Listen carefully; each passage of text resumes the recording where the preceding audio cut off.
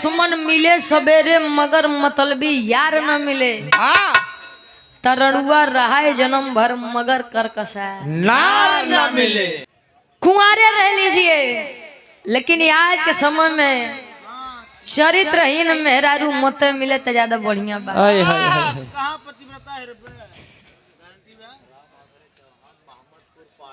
राम आश्रय चौहान जी मोहम्मदपुर पाही से 120 रुपए बहुत बहुत धन्यवाद। आशीर्वाद के चारी के बच्चे अपनी कला में कामयाब रहे। आज के समय में सबसे ज्यादा धनवान व्यक्ति कौन है आप लोग जानते हैं? कौन? जो करे लगे 2 तल्ला के मकान बा, रुपया पैसा रोड के किनारे बढ़िया 20 बीघा 4 बीघा जमीन बा, ऊनाई बा। प्रेजेंट टाइम में जिसके पास जीवन साथी वफादार है, समझ लीजिए दुनिया में उससे बड़ा धनवान व्यक्ति कोई नहीं है। जैसे लाला लाली। क्या कहना, क्या बात है भैया। एक बार अपन सही से फेस दिखाई देता भाई, क्या जोड़ा है, क्या कहना। पतिव्रता नारी चाहे तो क्या से क्या कर दे। पहले के दुल्ही कम पढ़ी लिखी रहे लेकिन संस्कार अच्छा रहे। गुरुजी लंबा घूंघट करे काहे बदे जाना था। उनका दांत बड़े बड़े होत रहा। दांत तू देखा जाता है। पहले के दुल्ही मांग भर के सिंदूर लगावे या से कि हमारे दुल्हा के आयु लंबी हो। आज के दुल्ही तनी सा टिकली है काहे बदे जाना था। ये जल्दी मारे दूसरे जाई से तहार कितना लगाओ था। इनके बेलचस लगावा था। बेलचस लगावा था बस एनहुरे कंपनी खत्म बा। तले तू तो 150 प्लस है भाई। क्या बात है, ठीक बात बात। चाची तुम्हें वफादार मिली यहाँ। अब तनी सा भाव बने 4 लाइन भूमिका के अंदर कभी का भाव है कैसे।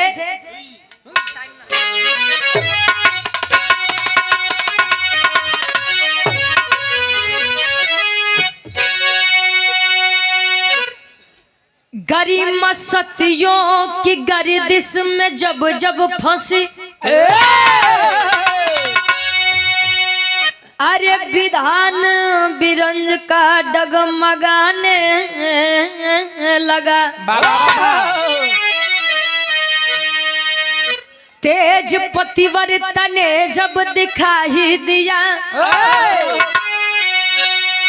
तो नियम प्रकृति का डगमगाने लगा। अनसुईया की बहन जाल पाजी रही, अरे दोनों सतियों की जब भी सगाई हुई,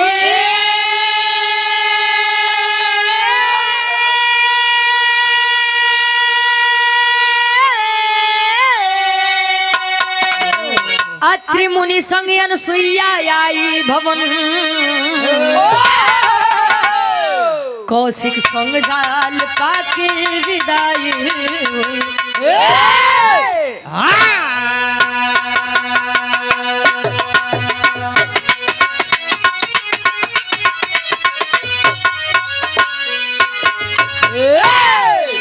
कहे अनसुईया की बहन जाल पाजी रही, दोनों सतियों की जबकि सगाई हुई। अत्रि मुनि संग अनसुईया आई भवन और कौशिक संग जाल्यपा की विदाई हुई।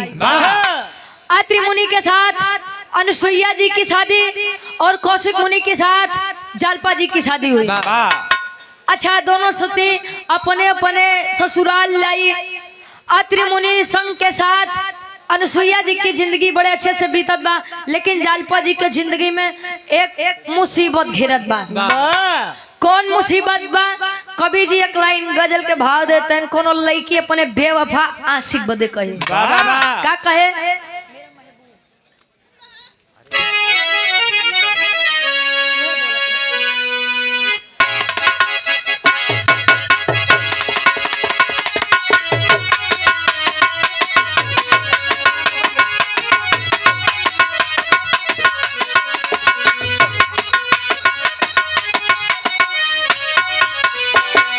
लड़की कहे, अरे तुम मेरा महबूब,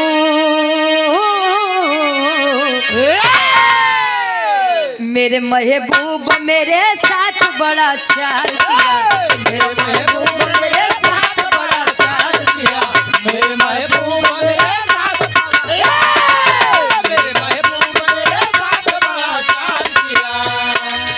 मेरे महबूब मेरे साथ बड़ा चाल किया।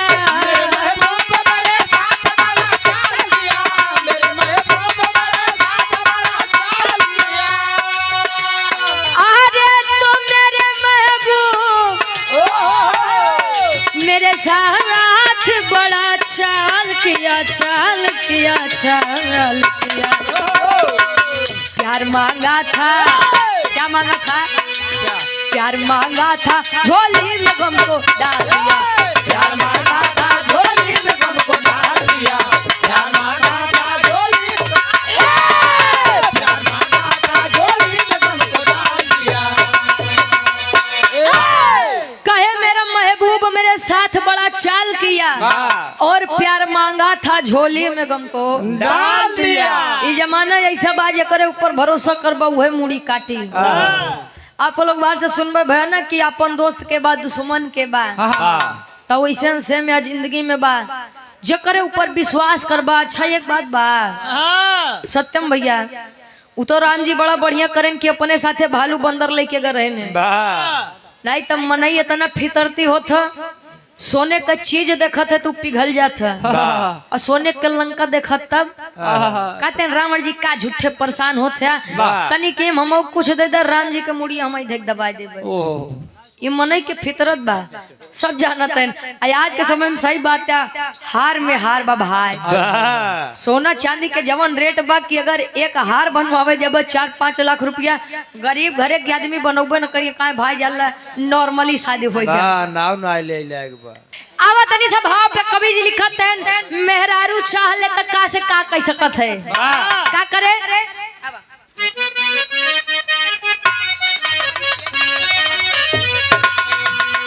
अरे तो नारी रूप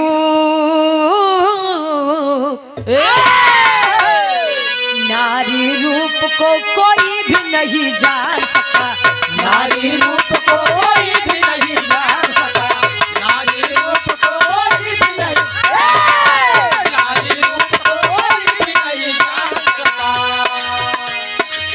नारी रूप को कोई भी नहीं जान सका, नारी रूप को कोई भी नहीं जान सका, नारी रूप को कोई भी नहीं जान सका, नारी रूप को कोई भी नहीं जान सका। अरे तो नारी रूप को कोई भी नहीं जान सका, जान सका। देवदानो महामानो न पहचान सका, देवदानो महामानो न पहचान सका, देवदानो महामानो पहचान सका। कहे नारी रूप को कोई भी नहीं जान सका, देवदानो महामानो, देवदानो महामानो ना पहचान सका। मेहरारू चाले तब बीती बात कहूँ भी जोड़ सकत हम, मेहरारू चाहिले तब केतनो निक रिश्ता बहु बिना नाश करे मानी नहीं, एक के मान ले जाए आप जले मेहरारू के तारीफ करबा तले दुल्हा दुल्ही के बने जोने दिन कोनो दुल्हा अपने दुल्ही के सामने दूसरे के तारीफ करी तो दुल्ही कही आया समझ के खियाई तो हम खाना आए तो हम बताई थी हम ताई ई या नारी कब कहाँ का कह दे कहीं त्रिया चरित्र दैवो न जाना। मेहरारू के गुण तो भगवानों नहीं समझ पाए ना, आप लोग तो बहरहाल इंसान है। गुण हाँ हो चरित्र उनकर कहानी कह कर बा कैसे बा कवि जी लेते हैं बा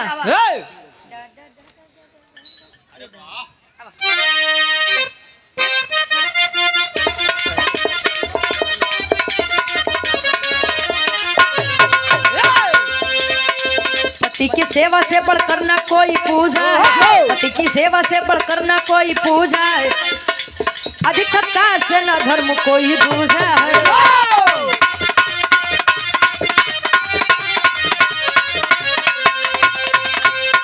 गई ससुराल जाल पा गजब संयोग हुआ, गई ससुराल जाल पा गजब संयोग हुआ, पति कौशिक मुनि को पुष्टि वाला रोग हुआ।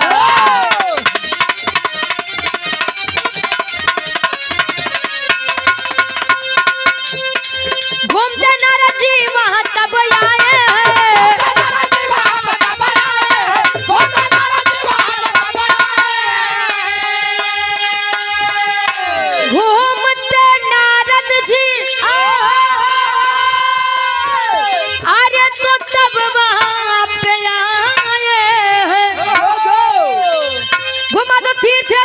देवर्षि समझाए हैं।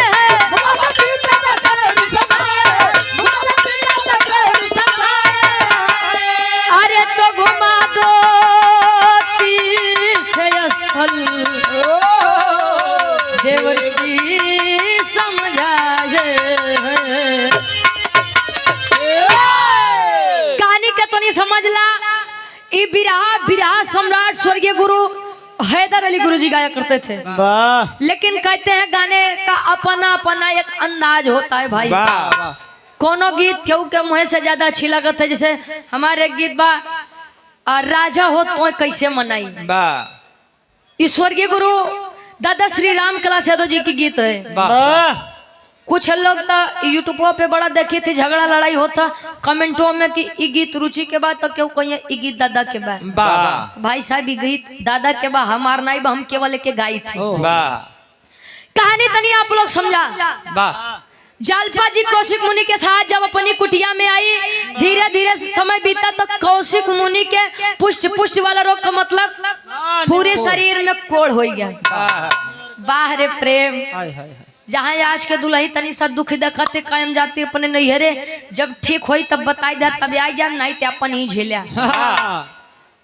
कौशिक मुनि को कोढ़ हुआ, फिर भी जालिपा जी नहीं साथ छोड़कर गई। वाह भला है बुरा है जैसा है मेरा पति मेरा देवता है देवता है। वाह जंगल से लकड़ी कटे पानी भर के लेके आवे, अनाज की व्यवस्था जालपा जी खुद करें, खुद बनवे खाएं दोनों प्राणी। वाह एक दिन कुआं के पास जालपा जी पानी भरत है, पानी जब भरत है तले देवर्षि नारद जी वाह कहे जहिया नारद कुछ न पावे, कुकुर फेंक दी हड्डी लड़ावे। कुकुर फेंक के नहीं यार हड्डी फेंक दी कुकुर लड़ावे। वाह वाह नारद जी आए, नारायण नारायण नारायण। वाह वही नारद गुरु जी वाह जिसकी बात कभी रद्द न हो वही है नारद। वाह नारद जी आए समझाए कि जालपा भरी जवानी तुहार, अबे अबे शादी बा हमार मनती अपने कोढ़ी पति के छोड़ा कोनो बढ़िया लड़का देख के शादी कैला। नहीं तो आज जवानी झंड हो जाए।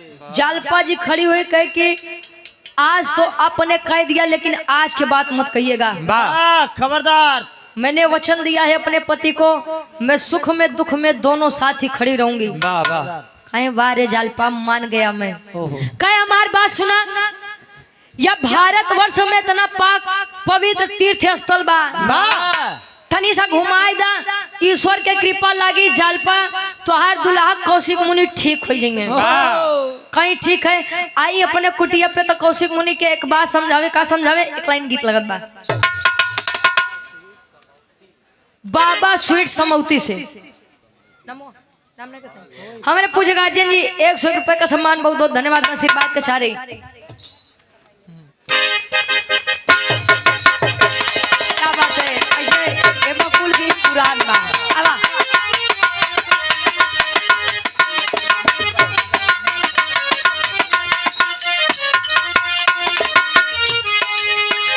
लड़की कहे अपने सासू माई से सत्यम भैया है लड़कई गए तो जवानी आए, जवानी जाए तो बुढ़ाई आए, अजवन समय बीती उ लौट के नहीं है, ये का जानला। याद करे उस दिन। हाँ दुल्ही कहे यानी पतोहिया कहे अपने सासू माई से का कहे, ए बूढ़ा जुल्फी कटाइला,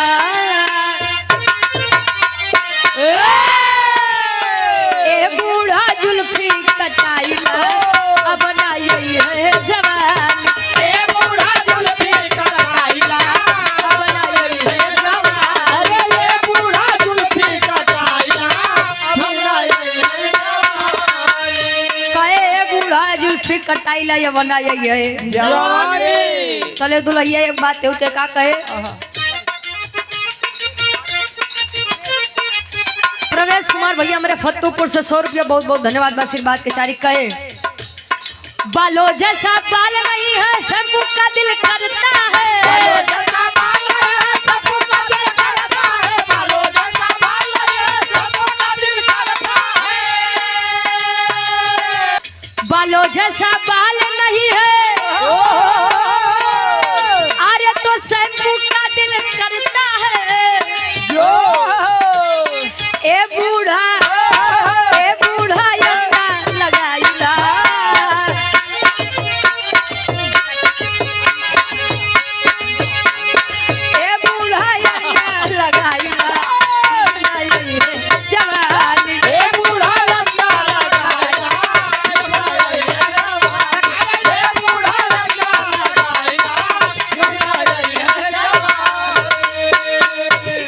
वाह, लेकिन कवि जी भाव लिखत है। वाह नारद मुनि की बात सुन करके आई है जालपा अपने पति कौशिक मुनि के पास।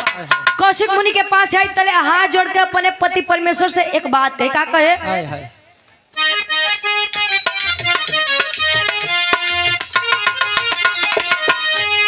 सोना स्वामी बतिया हमार हो, सोना स्वामी बतिया हमार हो, चला तीरथ करे के। सोना स्वामी बतिया हमार हो, चला तीरथ करे। अरे सोना स्वामी बतिया हमार हो, चला तीरथ करे। कहे चल के दीदार करा हरि के भजनिया, दीदार करा हरि के चरनिया, चल के दीदार करा हरि के भजनिया। तो के बिठा के सैया, तो के बिठा के सैया ले चलब कनिया, तो के बिठा के सैया ले चलब कनिया, तो के बिठा के सैया ले चलब कनिया।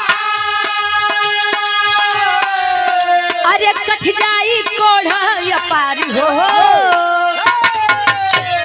कठ जाई कोढ़ा पार हो, चला तीरथ करे के। कठ जाई कोढ़ा पार हो, चला तीरथ करे। अरे कहे कट जाई कोढ़ा अपार हो, चला तीरथ करे के। आई जालपा अपने पति कौशिक मुनि के पास। कौशिक मुनि को समझाए कि स्वामी अभी अभी नारद जी मिले थे। कौशिक मुनि कहे कि ले तू के करे चक्कर में पड़त हो, वो नहीं नारद जकरे बाती में 99% हानि बा, 1% लाभ बा। बतावा का बात बा? कहे नारद जी मिला, कहे कि दुनिया में जितना तीर्थ स्थल बा अपने स्वामी के घुमाए द कोढ़ कटी जाई। ऐ जालपा तू या बला नार के करे चक्कर पर कहे एक चतुर नार करके सिंगार मेरे मन के द्वार। कहे कि जालपा तू या बला नार, मैं तुम्हारा पति हूँ और तुम मुझे कैसे लेके चल सकती हो? कहे स्वामी पतिवर्तन नारी है, वो आपका ठीक करे बदे हम कुछ भी करब। अच्छा चली है। अबला नारी बेचारी जालपा अपने पति कौशिक मुनि को लेकर के आई है बद्रीनाथ, केदारनाथ, काशी, रामेश्वरम। जब तो कुछ नहीं बहुत आई गए आपके प्रयागराज में। अच्छा चली है प्रयागराज। जब आई प्रयागराज में भी कुछ नहीं हुआ। बड़का बाबू बहु पिंडा पारा था तू लोग। प्रयागराज में जब कुछ नहीं भवा तल लगे कौशिक मुनि गुस्सिया जालपा के ऊपर। तो के कहत रहे कहे जालपा तो कहत रहे भूखे पियासे बतावा तू कहाँ कहाँ लेके हमका टहर। तोहार दिमाग खराब हो गया। विजयनाथ यादव जी बिल्डिंग मटेरियल हमारे गार्जियन जी 100 रुपया आशीर्वाद के छा रही। कहे कि कहाँ कहाँ लेके चलबू? जालपा कहे स्वामी कुल तो देख ले, लेकिन अबे एक धाम बचा बा। कवन धाम? अमरनाथ। चली है लेकर के भूखी प्यासी वह जालपा अपने पति को अमरनाथ की तरफ। अमरनाथ धाम में जब पहुंची तो गेट के बाहर, दरवाजे के बाहर ही कहे स्वामी कोढ़े आदमी जहाँ जाता 150 ग्राम कोढ़े चुगावत है यार। जे तुम्हें देखत बा सबके घिन छूटत बा। एक काम करा यार से नमस्ते प्रणाम करा। मछली भन बनाते एक काम करा। कहे एक काम करे यार से नमस्ते प्रणाम कह के जवन दिक्कत बा बतावा आओ चला। कौशिक मुनि कहे जालपा पागल हो गई हो? जब इतनी दूरिया जाएगी तब बिना अंदर जाए हम अंदर जाए माना बनाई हम। तले करत हन का एक लाइन गीत लगत बा। आई गीत से निरहुआ जी बड़ा वायरल भय। ऐसा वायरल हो गए कि अबे वायरल है। कोनो दुलई सास ससुर अब पतोहू बैठ के विचार करत हैं। का विचार करे कि निरहुआ जी गाए कैसे?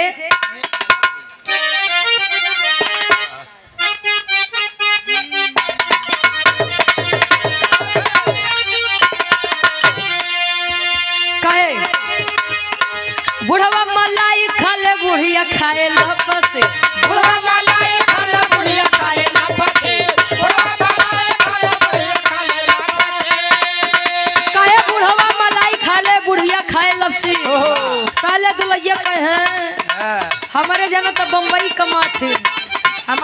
लाइट सुना केहू से काम न पतोहिया पिए के पस केहू से काम न पतोहिया पिए के पस बुढ़वा मलाई खाला बुढ़िया खाए न पस बुढ़वा मलाई खाला बुढ़िया खाए न पस बुढ़वा मलाई खाला बुढ़िया खाए न पस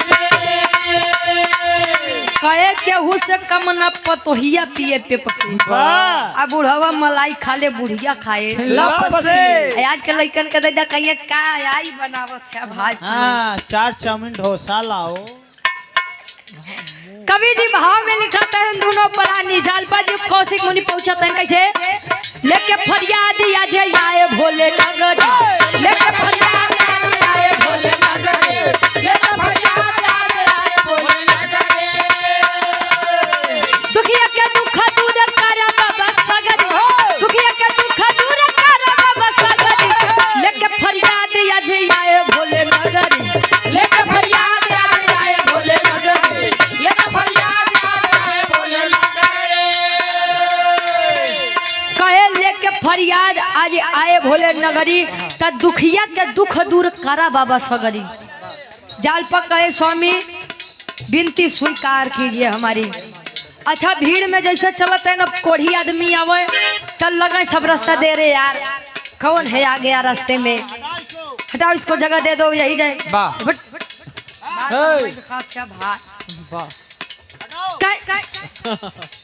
काय रास्ता छोड़ो जाने दो इसे जाने दो अच्छा लोग विचार करते हैं रास्ता बगलियावत है कि जाए दब कोढ़ी आदमी बा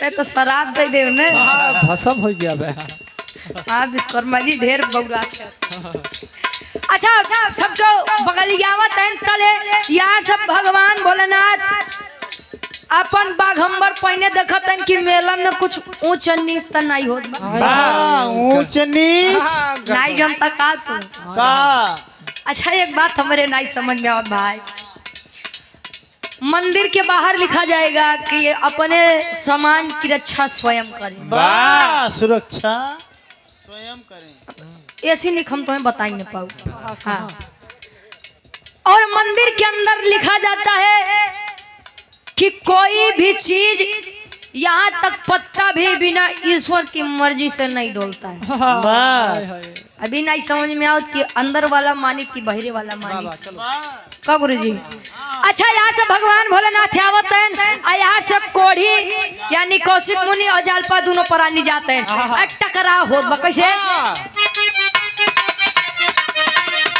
भिड़िया या पार नहीं रही या सुझाल भिड़िया या पार नहीं रही या सुझाल भिड़िया या पार नहीं रही या सुझाल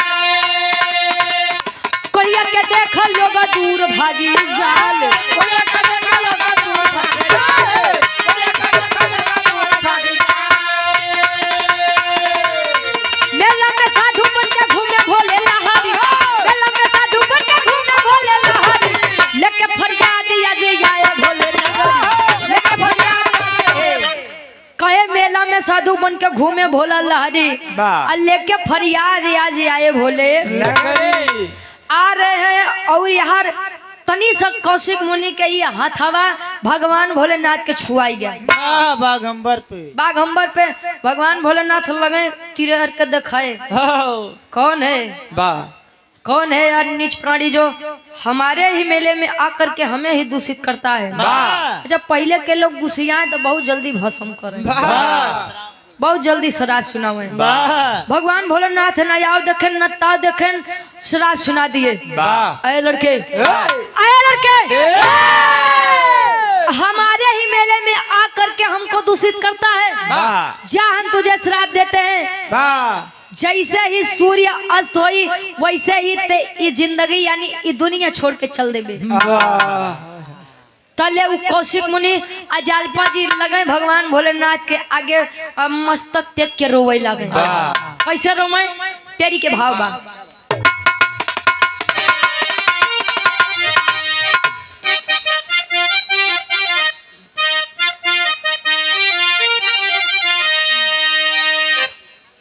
अरे तो मन की आशा पर पानी फिर गया अरे तो मन की आशा पर पानी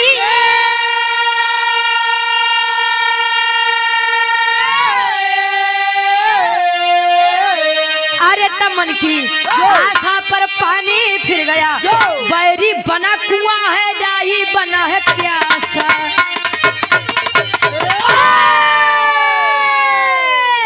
कहे बैरी बना कुआं है, राही बना है प्यासा, मन की आशा पर पानी फिर गया। अभी आप लोग सोचिए कि जिसके पास हम उम्मीद लेकर जाएं और वही हमारे खिलाफ हो जाए तो हमारे ऊपर क्या बीतेगी। जालपा जी कर लगे कौशिक मुनि मर गुसिया के देख लगे, कहीं जालपा तुम्हें कहत रहे नरदा के बात मत माना। अरे नरदा, अरे नरदा, ओकर बात मत माना। अरे न माने हो तू तो कम से कम कौशिक मुनि जियत तो होते तोरे मांगिक सिंदूर तो बचा रहता है। जालपा जी कहीं अब स्वामी तू गलते बोलत है यार। हम जब कहत रहे कि भैरवे से नमस्ते प्रणाम कर दुख दुविधा बतावा चला, तब तो बड़का ही अंदर जवासा रहा। अब शराब पाई गया तो नारद जी हमका गरियावत है यार। कहे न रे जालपा ले ले भैया, वो नहीं दे दे भैया। अरे उनका दे हम ही दिए नमो हम ही बोल। विश्वनाथ शंभुनाथ यादव बीडीसी भैया के आप छोटे भाई हैं, बहुत बहुत धन्यवाद भैया। 50 रुपया आशीर्वाद के चारे रुकुनपुर की 500 जमी से। हाँ ठीक ठीक, बहुत बहुत धन्यवाद। ए भैया अच्छा यार श्राप सुनाए जालपा जी सब कौशिक मुनि कहन जालपा अभी लड़ा बड़ा मत जा कुछ करा नहीं तो तोहर कौशिक मुनि आ जाए भर में ये दुनिया छोड़ दिए। स्वामी पगला मत, कहे पगला मत। का करे जालपा जी राधे श्याम के भाव बा।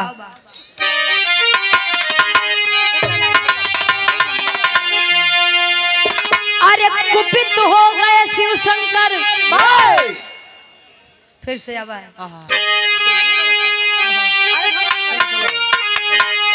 अरे कुपित हो गए शिव शंकर, तब कोढ़ी को धमकाते हैं,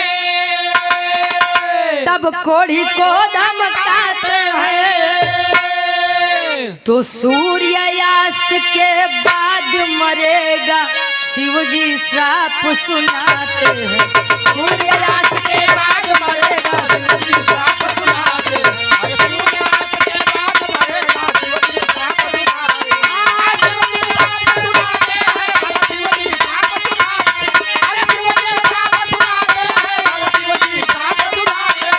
सूर्यास्त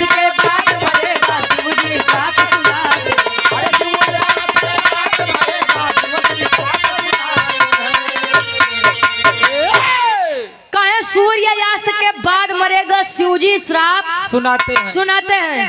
ठीक बा यार, सुनावत है ना यार। जालपा जी दौड़ी दौड़ी भागत आई कहा अनुसुईया जी के लगे। अरे 100 रुपए राम राज यादव पूजा मेरे गार्जियन जी फतेहपुर से 100 रुपया, बहुत बहुत धन्यवाद। बस आशीर्वाद के चाह रही कहे हो जाता है उलट फेर। रजनीश प्रधान जी हमारे मोकलपुर से, प्रधान जी के द्वारा 200 रुपए का सम्मान, बहुत बहुत धन्यवाद। और ये आप बुल्लू यादव नथनपुर कबूलपुर लड़की के फूफा जी गार्जियन जी के द्वारा 200 रुपए का सम्मान इस भाव का। गंगेश ग्रुप बस्ती वाले हमारे पूजा गार्जियन जी, अच्छा जेसीबी वाले, ठीक ठीक हमारे गार्जियन जी 100 रुपया आशीर्वाद के चारी कहे अनुसुईया जी के पास आई। जब अनुसुईया जी के पास आई तब लगे भैरवे से बिलाव करे दीदी कहाँ हूँ कहाँ हूँ। अनुसुईया जी निकली, क्या हुआ कहे रो रही हो, सब कुशल मंगल तो है ना। कहे कुशल मंगल हो तो दीदी क्या करे आप लगे आई। मतलब कहे सुना हमारी बात, सुनावे का।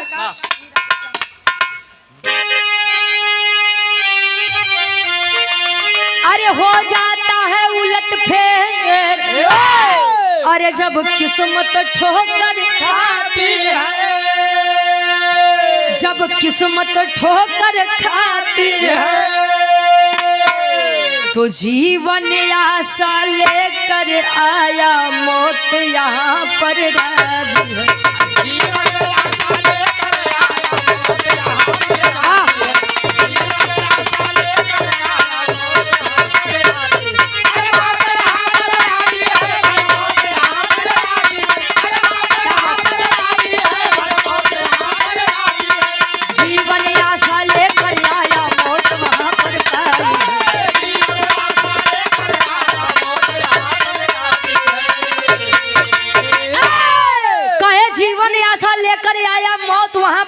माई है। बतावे दीदी, जय मेरे पति मेरे परमेश्वर को कोढ़ हो गया था। मैं अपना प्रत्येक दिन की तरह कार्य कर रही थी। नारद जी आए, उन्होंने कहा कि जितना तीर्थ स्थल है घुमा दीजिए, आपके पति ठीक हो जाएंगे। वाह मैं लेकर गई, कहीं कुछ नहीं हुआ। आखिरी उम्मीद थी वह तीर्थ स्थल अमरनाथ। मैं अमरनाथ गई, वहां पर मेरे पति को श्राप मिला कि जैसे ही सूर्य अस्त होंगे वैसे ही मेरे पति की जिंदगी खत्म हो जाएगी। बचा लीजिए मेरे सुहाग को। अभी तो मैंने अपने पति के साथ जिंदगी जीना शुरू किया था और मेरे पति की जिंदगी एक छोटी सी गलती की वजह से छीनी जा रही है दीदी। अच्छा, जब इतनी बती अनुसुईया जी सुने, काहे काहे परेशान हो रही हो? अबे तोहार दीदी जियत हई, अजले हम जियत हई तले हमरे बहनों के कुछ हो जाई, हो ही नहीं सकता। आप जाइए, कौशिक मुनि जी का ख्याल रखिए। बाकी बीच में रोड़ा ये सूरज जी हैं, हम सूरज के नहीं उगे दे, हम सूरज के नहीं उगे दे। हाँ जान ली है, कहीं दवाई देवे के जान ला। अच्छा चलिए, अनुसुईया माई आई, पर्वत पर एक अंगूठे पर खड़ी हो गई, सुमिरन कर रही हैं सूर्य देवता का। अंगूठा टेक के सूर्य देवता का आवाहन कर रही है। सूर्य देवता प्रकट हुए, कहे मातारी कहाँ बड़ा दिन बाद याद की हो। आई हो रामपति यादव जी गोनी की 65 जमी से 100 रुपया, बहुत बहुत धन्यवाद बा। सूर्य देवता प्रकट हुए, अनुसुईया जी से पूछे कि का बात बमाई, कोनो बात बका। ए माई बतावा, बड़ा दिना से हमका याद करत हो, बड़ा बेरिया से याद करत हो, कहे सुनिए मेरी बात। का कहे एक लाइन गीत लगत बा, स्वर्गीय गुरु रामदेव गुरु जी वाली।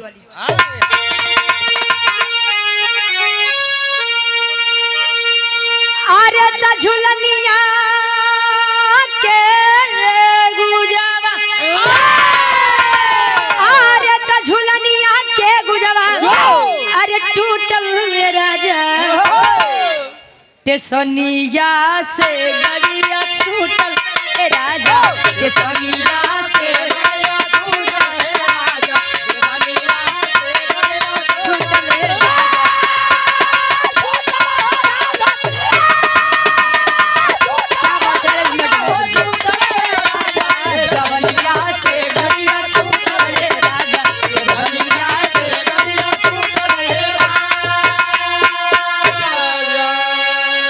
सूर्य देवता जब आगे आए तले अनुसुईया माई एक बात कहे, का कहे? अरे त कहे अनुसुईया, अरे त कहे अनुसुईया बात, अरे माना ये सूरज कदम अपना ना बढ़ाना, ये सूरज कदम अपना ना बढ़ाना, ये सूरज।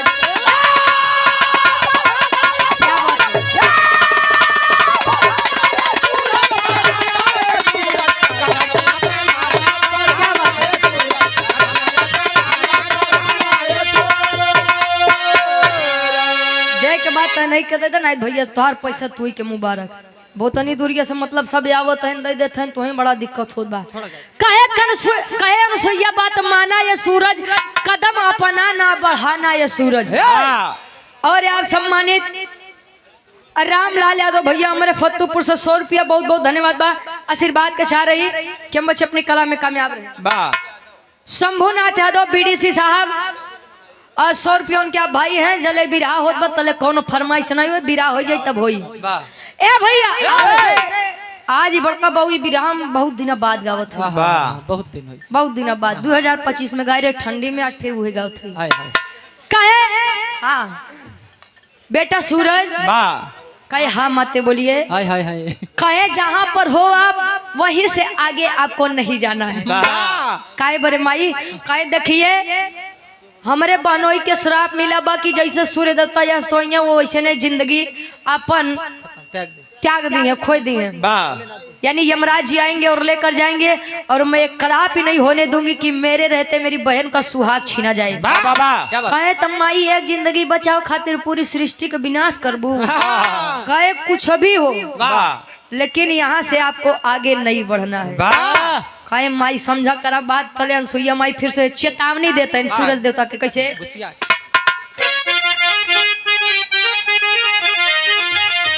अरे मन बन बात कर अब आगे तुझे तो तेजपति वरता के भस्म हो जाइबा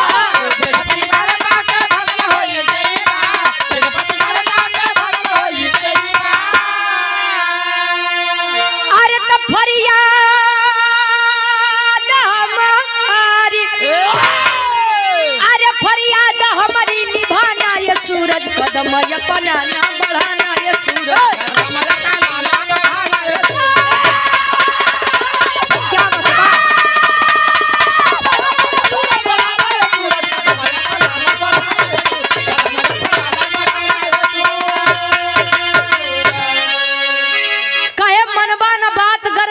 तू जाइबा त तेज पतिव्रता के भस्म हो जाइबा कहे अगर यार से आगे बढ़िया हमार तेज पतिव्रता के लागी त न उगय लाय रहबा न अस्ते होइले न अस्ते होय लायक रहबा तब हलाई तोरे यारे में बात कि तू अस्त मते होया कहे माई अब तू जान ला विश्वास कायम रखा अब दुनिया यार से वार हो जाए ससुर लेकिन सूरज देवता आगे नहीं बढ़िए वाह वाह कहे नहीं बढ़िए अच्छा धीरे धीरे समय बीतत बा साला दोपहर के दोपहर बड़का बाबू इतना सब परेशान दोपहर के दोपहर जे बेचारे काम लगाए रहे उन्होंने छुट्टी बदे घरे आए रहे कि अब संजा होए तनी जुड़वनिया होए त जाई काम बदे बिरहा वाले बेचारे एकदम परेशान कैसो संजा होए हम सब जाइए अपने घरे अच्छा यार धीरे धीरे पता लागत बात तीनों लोगों में हाहाकार मचने लगा कि ससुरी रात काहे नहीं होत बा अच्छा ब्रह्मा विष्णु जी पहुंचे भगवान शंकर जी लगे जब पता लगा कि श्राप के कारण होत बा कहे नाथ देवता प्रभुनाथ सृष्टि के विनाश मते करा नहीं तो जान लो बड़ी दिक्कत हो जाई कहे मत करा नहीं तो सृष्टि के विनाश हो जाई कहे मतलब कि तू श्राप सुनाए रहा कि सूर्य देवता अस्त तो इन्हें तो कोढ़िया मर जाई तब से अब पृथ्वी पर रहते नहीं भर कई दिन ऐसे चली श्राप अपन वापस लेला कहे देखा भाई श्राप वापस नहीं होई एक काम करत श्राप वे उल्टा कह देते मतलब कहीं सुनो बताते विराह के आखिरी तरज लगत बा शिव कुमार यादव जी पूजा हमारे चाचा जी फतुपुर से 100 रुपया बहुत बहुत धन्यवाद कौन तो लगी पर सैया जी से कहे का कहे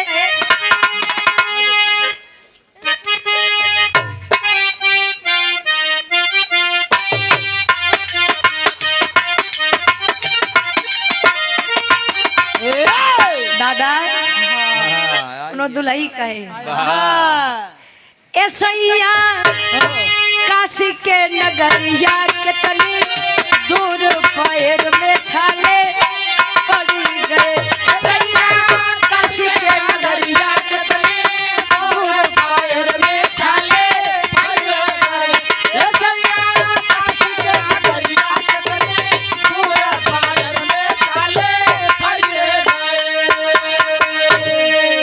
लेकिन तीनों लोक में जब हाहाकार मचा तो सब पहुंचते हैं भगवान भोलेनाथ के लगे तो भगवान भोलेनाथ करते क्या करे तब व्याकुल सुर नर मुनि चले नाही जोर कठोर काहे भइलु सती व्याकुल सुर नर मुनि चले नाही जोर कठोर काहे भइलु सती व्याकुल सुर नर मुनि चले नाही जोर कठोर काहे भइलु सती।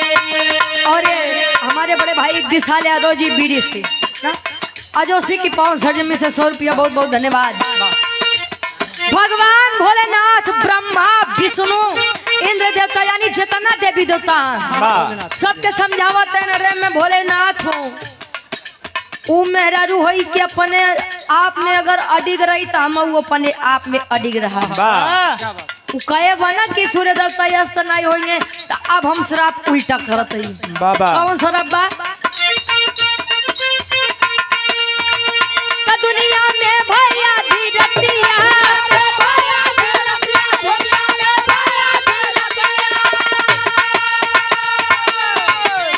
और ज्यादा भइल भतिया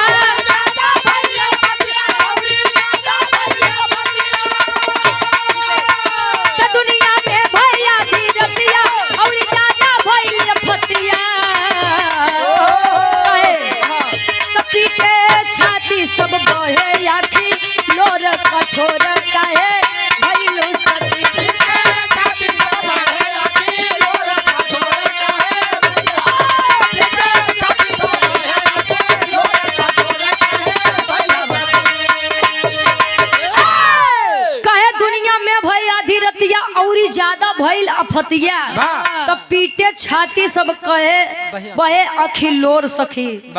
सती जी के पता चली कि अब श्राप जो नहीं रहे कि सूर्य देवता अस्त होंगे तब उमरी। अब श्राप बा कि जब तक सूर्य देवता अस्त रहेंगे वो टाइम तो निरंतर चलबे करी और वही टाइम पे कौशिक मुनि ये दुनिया छोड़ दी है। सूर्य देवता जब निकली है तब अब भाई रात तो नहीं होत बा बाकी तो टाइमिया वैसे नहीं चली ना गुरुजी।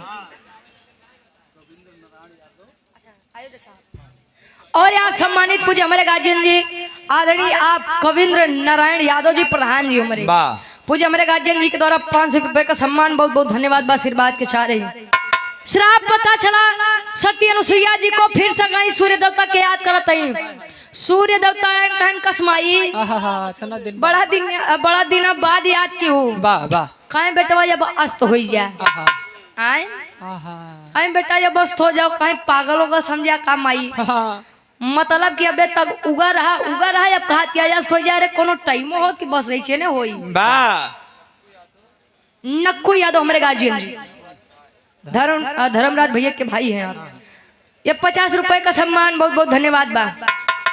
अच्छा रात हुई सूर्य देवता कहीं ठीक बा माई तुहार जहाँ बात बा हुआ सूर्य देवता के आगे खड़ा मिल गए। रात हुई तो ऐसा लगा कि आज कोनो त्योहार बा इतना दिन बाद रात भाई सब बढ़िया पूरी उड़ी बनाए खाएन पियन बिस्तर लगाए आज तो एकदम बढ़िया से सोवा जाई का गुरुजी कहीं आज एकदम बढ़िया से सोवा जाई। अब भाई अरे वो सोवा में थी नहीं यार सोवा जाए मतलब अच्छा समय बीता 2 घंटा 4 घंटा 8 घंटा 10 घंटा 12 घंटा 14 घंटा 16 घंटा 18 घंटा 20 घंटा 22 घंटा 24 घंटा 26 28 30 बस यार 34 पहाड़ा तो है नहीं पढ़ावत ही है। अच्छा धीरे धीरे जब समय बीता अब बेचारे उठ बैठ जा भाई के कितना देर सोई अब सब हमारे मंजीत भैया जैसे थोड़ी होती। अच्छा उठ बैठे लाग कर यहाँ पिरावे रे साला ये क्या हो रहा है अभी तक रातें नहीं हो अब रात भर ससुरी तो दिने नहीं होत बा। फिर सब पहुँचे कस शंकर जी का के है उल्टो सीधा कैले अबे कुछ करवा सा है अबे कुछ करबा अरे मान गे भाई पतिव्रता नारी के आगे कुछ चली ओली नहीं कहे पति के मरल सती जनी है सतभतरी में हरिया का जानी वाह क्या बात है जिया सही बात है कहे पति के मरल सती जनी है सतभतरी में हरिया का जानी अब मरदा के हाथ हम मरदई था में कुकुरियो बिलरिया का जानी कबड़ कब ठीक बा ये लाइन हमको बड़ा ही अच्छा लगा गुरुजी। अच्छा यार पतिव्रता नारी का तेज लगा स्वयं शंकर जी को भी झुकना पड़ा सती अनुसुईया जी के सामने। अनुसुईया जी के सामने जब झुके आए मृत्युलोक में और आशीर्वाद सुनावते का सुनावे अब देखा नारद जी यार खेला करते हैं कवन खेला बा पापट के भाव बा।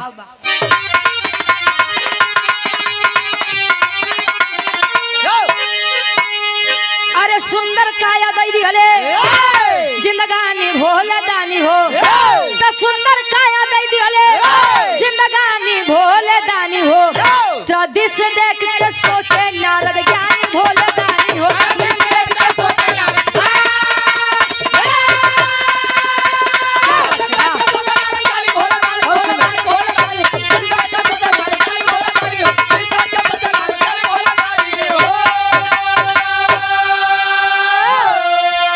अनुसुईया जैसे पतिव्रता अब कोई नहीं दिखाई हो तब ब्रह्मानी उमा लक्ष्मी के पास नारद जी गई ले आई हो।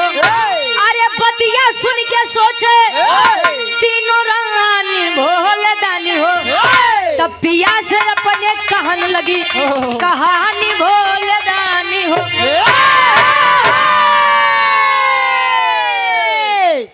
आए शंकर जी आशीर्वाद दिए कि कौशिक मुनि मान गया भाई मैं आपकी पत्नी को और मान गया कि एक पतिव्रता नारी क्या से क्या कर सकती है।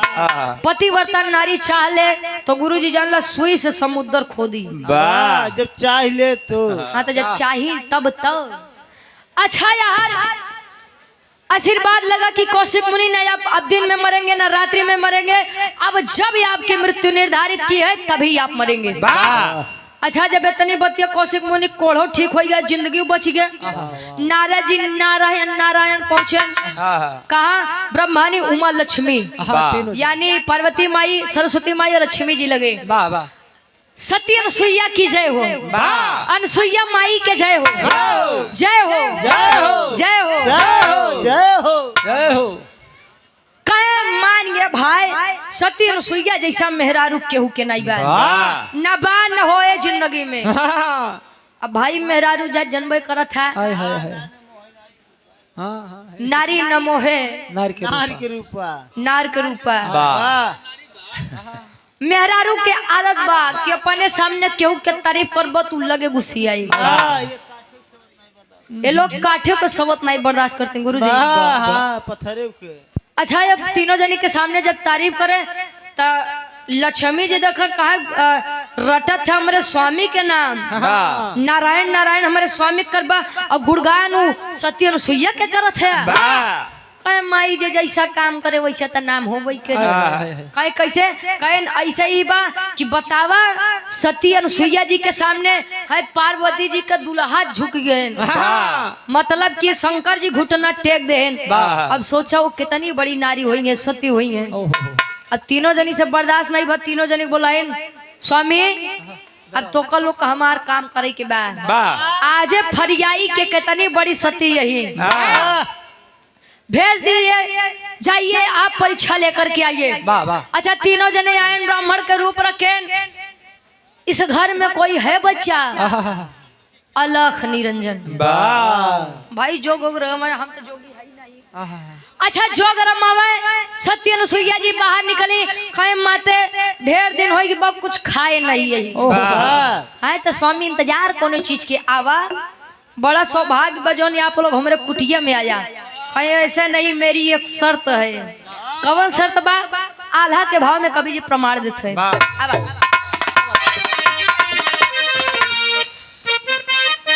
क्या बात है?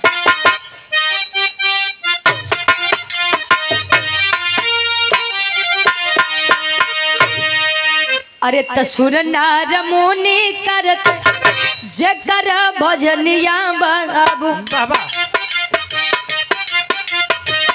अंतर्यामी प्रभु दुनिया के पालनहार,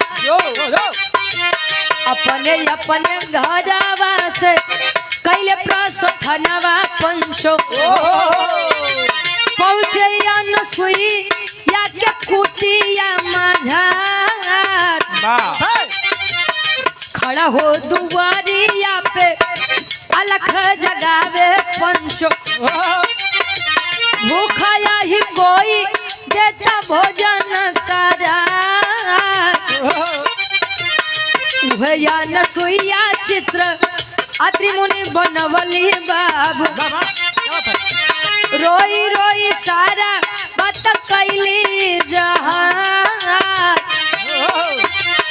तीनों देव है चित्र बोला है बचनिया बाबू, पनिया छिड़का के तुलड़ी का बना,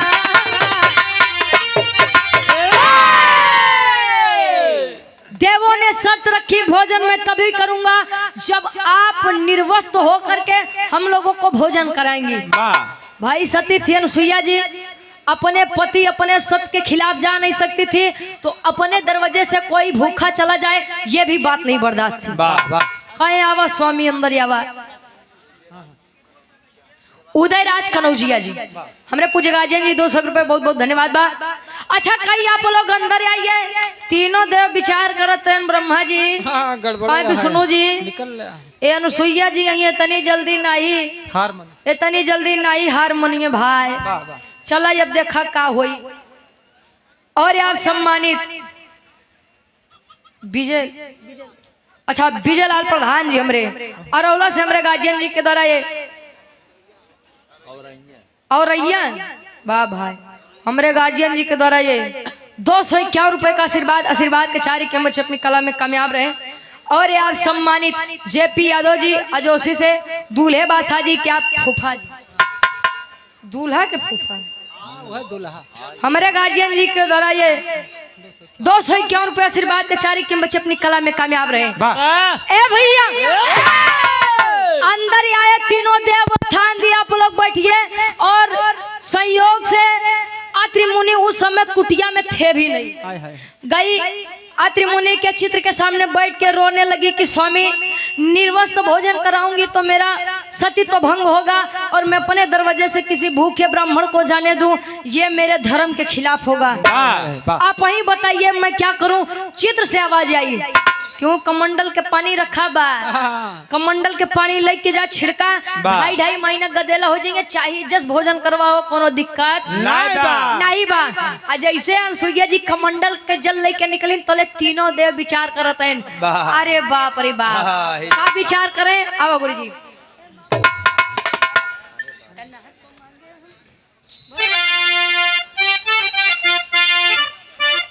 क्या बात है। कमंडल के जल जैसे लेके सती अनुसुईया जी निकली तने तीनों देव अपने मुड़े के ऊपर हाथ धरत हैं। कैसे, ए बाबू अरे बाप रे बाप, ए पंचो अरे बाप रे बाप, तन्ना को मांगे हम भोजन, अरे बाप रे बाप मांगे हम भोजन।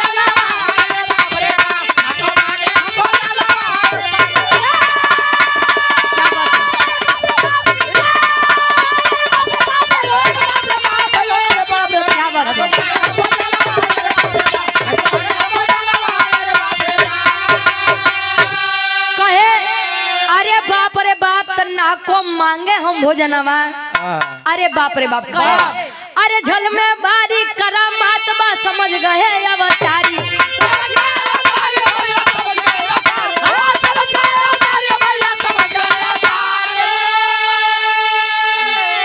अरे त भोजन के अब इच्छा नहीं बा, अरे तया क्या करा मतारी, तजाब अब अपने बाबा नावा, अरे बाप रे बाप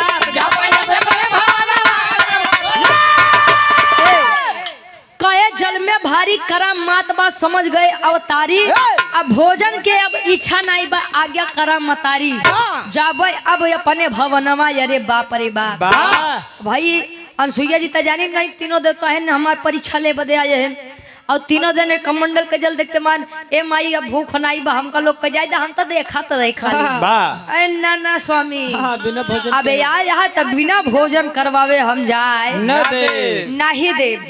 कमंडल के जल छिड़कत 2.5 महीना के गदेला भयन भोजन करावत है तले नाराज जी फिर पहुँचे बड़की आए रहे सती जी परीक्षा ले। प्रवेश कुमार भारतीय जी 51 रुपया आशीर्वाद के चारी कहें बड़की आए रहो सती जी के परीक्षा ले। कहे हाँ हमारे स्वामी गए, कहें तोरे स्वामी गए तो लेकिन 2.5 महीना गदेला बन के बैठा है। चला नहीं कहे अबे 2.5 महीना के गदेला बन के बैठा है, चला देखा। अच्छा जब यहाँ पहुंची तो नारद जी लगे तनी मजाक कर, कहे उठावा ए लक्ष्मी जी उठावा अपने जने के। नारद जी चुप रहता, पता लाग अपने विष्णु जी के जगह हम बड़का उठा ले हमारा तो धर्म नाश हो जाएगा। कहे नहीं बड़की सती बनत रहो, उठावा तनी दिखाई हम कहे कैसे याद आ गया। नारद जी कहते हैं तीनों देवी से, अरे तधाने में से गेहुआ, अरे तधाने में से गेहुआ अब किराए नहीं ले तू, ताया अपन दूल्हा बेराई नहीं ले तू, अपन दूल्हा बेराई नहीं ले तू, कहे धाने में से गेहुआ अब किराए नहीं ले तू, अपन दुल्हा बेराई नहीं ले तू, उठावा। कहीं अरे अब नारद जी का बताई बड़ी शर्म लागत बा, धर्म नहीं नाश करबे, जाई के सती जी के बतावा हमारे दुल्हा फिर से पहले जैसे कह दे, नहीं ते तीनों जने लड़के बन जाएंगे तो हम लोग कहाँ जाब। अच्छा सती जी आई कहीं की बड़े कही थी कि फालतू कामे में अड़ंगा मत डालत जा। अच्छा अपने आशीर्वाद से पुनः तीनों देवताओं को बालक रूपी से फिर से देवताओं का रूप जब मिला तो तीनों देव कहें कि माते हम आपके इस पतिव्रता तेज से बड़े प्रसन्न हैं। जो इच्छा आप मांग लीजिए। वाह कहे स्वामी हम साधवी हमार सैया संत आदमी का चाहिए हमका लोग के। आप लोग हमरे कुटिया पे आई गया, यह बहुत बड़ी बात कहे नहीं माई कुछ मांगा, वाह हमसे ले कुछ भी मांग लीजिए। कहे अच्छा दे ही चाहता तो सुना, आप मुझे यह वरदान दीजिए कि इस बार मैंने अपने कमंडल का जल छिड़क करके आप सभी को बच्चा बना करके अपनी गोदी में खाना खिलाया है। मुझे आप लोग यह वरदान दीजिए कि आप तीनों लोग मेरे उदर से जन्म लेंगे। तब वो नहीं तीन देवता बहन का आखिरी भाव खड़ी के भाव में कभी जी लिखा था।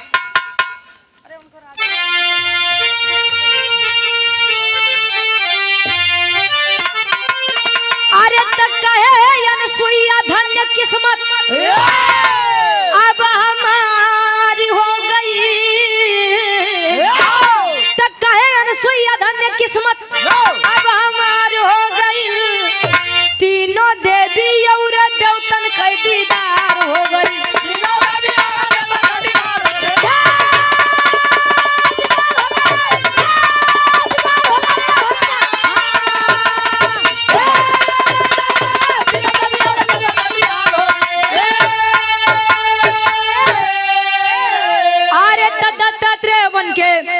ब्रह्मा जी अब ले हो तब भगवान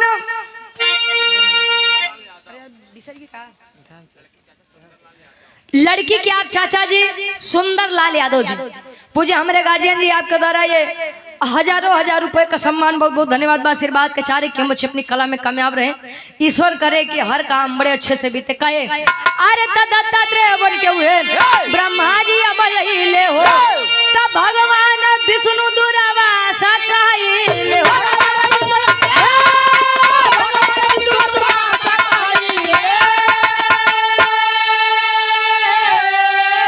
अरे तो चंद्रमा भइले विष्णु अब उजियार हो गई। तीनों देवी और देवतन के दीदार हो। कहे दत्तात्रेय बन के ब्रह्मा जी तब अले हो तो भगवान शंकर दुर्वासा कहले हो तो चंद्रमा भइले विष्णु अब उजियार हो गई। वह चंद्रमा जी जकरे 6 रोग भरान गुरु जी जेके उ श्राप मिला रहे कि बड़ा घमंड बजा के खूबसूरती के 6 रोग का मतलब इंग्लिश में का कहते हैं टीबी हो जाए। हाँ वह चंद्रमा जी जकरे 27 मेहरारू रहे यानी दक्ष जी के 27 बिटिया बियाह कहिए गरीब अजय से रोहिणी नक्षत्र में भगवान कन्हैया जी जन्म लिए रहे रात्रि 12 बजे। उधर से अनसुईया जी के उधर से जन्म हुआ मतलब कि आशीर्वाद के रूप से वरदान के रूप से दत्तात्रेय दुर्वासा ऋषि और चंद्रमा जी का। हमारे विराह के शीर्षक रहे अनसुईया जी के सतीत्व और चंद्रमा दत्तात्रेय दुर्वासा जी के जन्म। ई बड़े कहते कि मेहरारू चाहे तो कुछ भी कह सकते है लेकिन जब वो चाहे तब तो ये बड़े अगर एक बात बा मेहरारू अगर बेचारी सीधी बात तो के ढेर उकसाव मत करा जा क्या बात नहीं तो जान ले जितना बढ़िया से वकील साहब हरे बियाह करवावत थे। डिमोशन नहीं यार उतने बढ़िया तलाको हो जाई। अब मेहरारू जितना कह दे कि हमका इतना चाहिए इनके अब पगार में हमेशा हर महीना हमका आधी पगार चाहिए तो आधी पगार देबो कर जाए। बड़े अगर जैसे बिया हो गया तो चला ले जा भाई नहीं तो जान ला मेहरारू बड़ी खराब। आखिरी में खन्नान का परिचय बा गुरु बिहारी गुरु गणेश गुरु रामलाल हितकारी।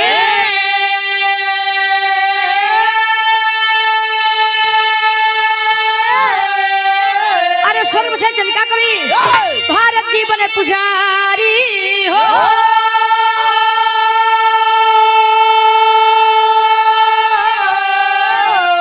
अरे तो मन की आशा पर पानी फिर गया गावे रुचि अदो सतगुरु चरण अभिलाषा उनकी आशा पर पानी फिर गया।